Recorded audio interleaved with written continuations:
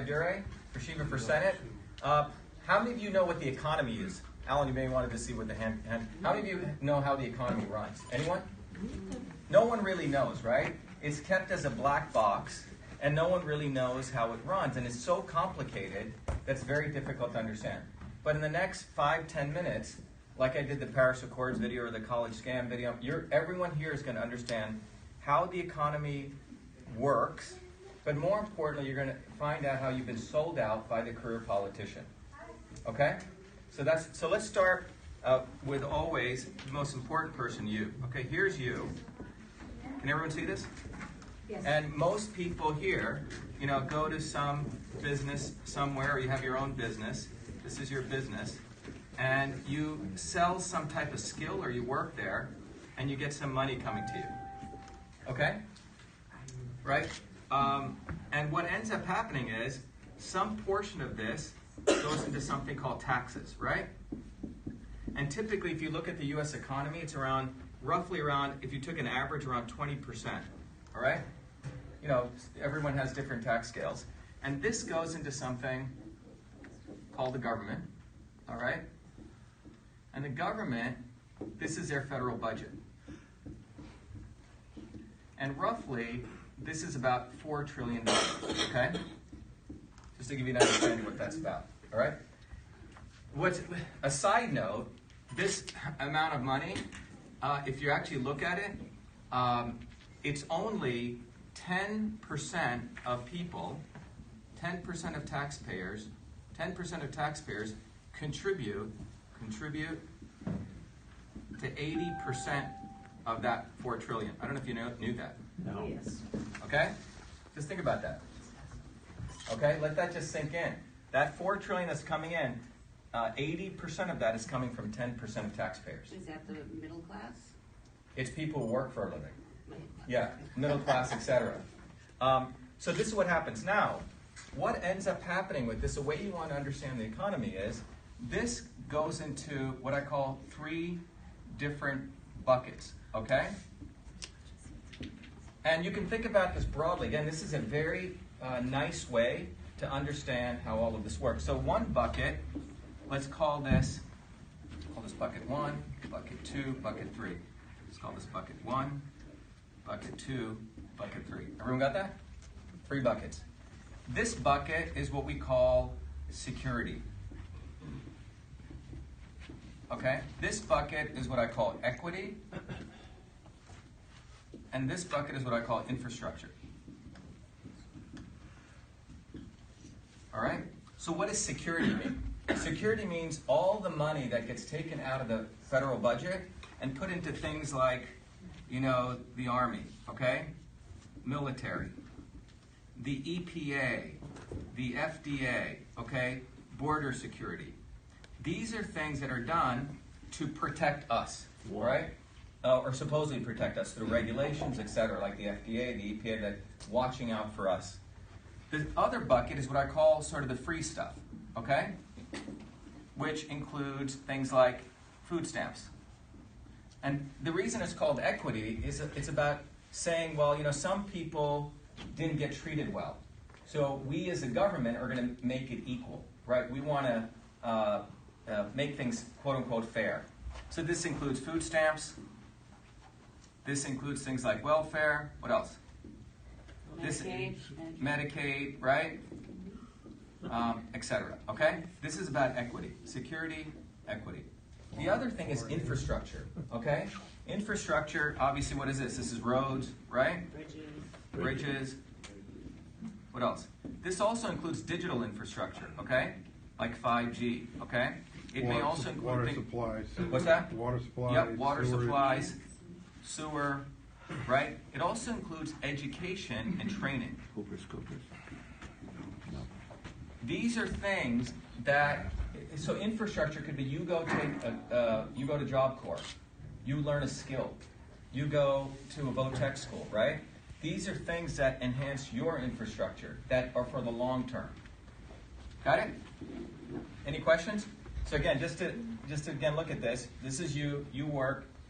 About 20% on average of the public goes into taxes. $4 trillion federal budget. 1, 2, and 3. Now comes along the career politician, okay? Yay. Right? Here's a career politician. Now, these are, yep, Just one question. Do you have percentages on the three buckets?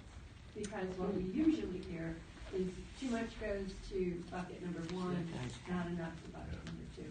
yeah, I'll talk about that. What I want to focus on is, if you take the career politician, what is the number one goal of that individual? Stay in the office. What's that?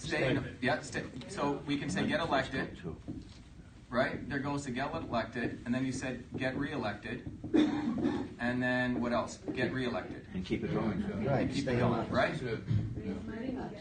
Right, and then raise money to get elected, right? To have this going. So if you are one of these politicians who, by the way, what are their terms? 2-year term, a 4-year term, or a 6-year term? Life. Or life, right? But this is sort of their term, right? Etc. If the career politician, when he gets into office, which bucket do you think they're going to choose for their constituency? 2. How many people say 2? Yes? 2. Okay. Yeah, so they typically give away free stuff. Why? Because they're going to get elected from the day, because it's not their money. So they like to give away free stuff. Sometimes they'll do some of this. This is typically regulations, more government regulations, or going fighting some war that we shouldn't even be going and fighting. That's what they do. They rarely put money into infrastructure. This is always at the bottom. These are what we would call in business, right? Short term, right? These are easy wins. And this is for the long term. Okay? The career politician is not incentivized to do this. Why? Because it's quote unquote unpopular. Right? People say, why are you going and putting money over there? Or that's what they think. This is an easy win for them. This is where you have someone like an AOC. This is where you have someone like a Bernie, a Warren, etc. Right? Or for that matter, even people in the establishment of both parties. Why is this important? By the way, to give you an example, Massachusetts has the 3rd worst infrastructure in the entire country. Oh. 3rd worst by the American Society of Civil Engineers. And it's got the 3rd worst corruption. The Public Integrity gave Massachusetts a D+. All right? And the number one thing in Massachusetts was transparency and lobbying disclosure. Massachusetts got an F, where money goes from. So construction work and the corruption in building things and corruption are very, very closely tied. Okay? It gets even more interesting with infrastructure. There's a great paper written by a guy called Philip Howard. If you Google it, it's called 2 years, not 10 years. Trump just put $2 trillion. He just allocated $2 trillion for infrastructure over the next, I think, 6 years. But it turns out money isn't enough. You know why? Because in the United States, from the time money is allocated for infrastructure, guess how long it takes to get any infrastructure project approved? 10 years. 10 years. It takes 10 years. In 2008, about $800 billion got approved. 6 years later, you know how much actually got dispersed? Only $50 billion. All right? China and Singapore have a 2-year policy. So you say, well, they're authoritarian. But Germany and Canada can do it in 2 years. So what you have is you have all of this corruption that basically ensures that everyone wants a payoff to get even anything done, middlemen.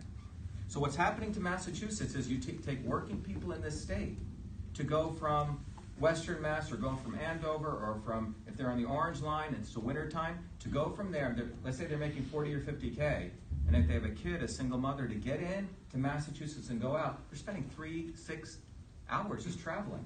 And so they're probably wondering, why should I do that? Let me just stay home and get food stamps and go on welfare. Right? So this issue, this is going long term, is not being addressed by these guys. These people are destructive people. They do not care about you or anyone. They're in it to get elected, reelected, etc. But what can infrastructure do? If you do infrastructure, what does it do? It helps businesses. This is why. It fuels businesses. Because now, I'm starting a business. People can get on online quickly. It's fast. People can go into work faster. You can hire people and people aren't that upset. Well, I'm going to have to travel a long distance, right? You've eased transportation, you've eased this, but infrastructure also includes more people who are skilled, educated. We had a guy in our campaign, John. John went 4 years to college, was I think $120,000 in loan, and felt horrible about himself. He went to Job Corps, which is part of this. In 2 years, he's gotten a job as a carpenter, about to get married, and got a great job in Gardner. Okay? That's what infrastructure is. Yeah, it's awesome. It's awesome. You know? And he was part of our campaign, and you could see in him the struggle of trying to become a full human being. But, so infrastructure fuels this. So what happens when you fuel businesses? These businesses make more profit. You increase wages for people, higher wages. Higher wages mean what? People can save more. You don't have to give free stuff away and do all this stuff over here. So infrastructure is a key. So as my friend says, you have to think long to win short. Okay? But what we have politicians doing is they're always going short, and we're going to lose the long. China's infrastructure is about 100, 150 years ahead. You know, they're building stuff for 150 years from now. So when you look at this entire system, it's probably the simplest way to understand the economy. You can get into all this other nonsense and econometric modeling, but just think about it. These guys are never caring about this. And if we don't do this, you know, when Bea was up here, she said, I'm the future. That future is screwed big time. And politicians are not interested in doing this. That's the big takeaway. But if you do this, you fuel businesses, things will get easier, startups can occur faster, people can start home businesses quicker because you have better infrastructure. You can do lots of things faster. And a big part of this is education. A big part is people getting skills. You talk to anyone who's a plumber, electrician, they can't find enough people. That's part of infrastructure. Okay? So does that help you understand this? Real simple, right? Has anyone ever explained it this simply? No. I don't think so. They make it way too complicated, so you need consultants to even understand. But this is the simplest way of thinking about it. So if we want to win, we have to go long for the infrastructure. Thank you.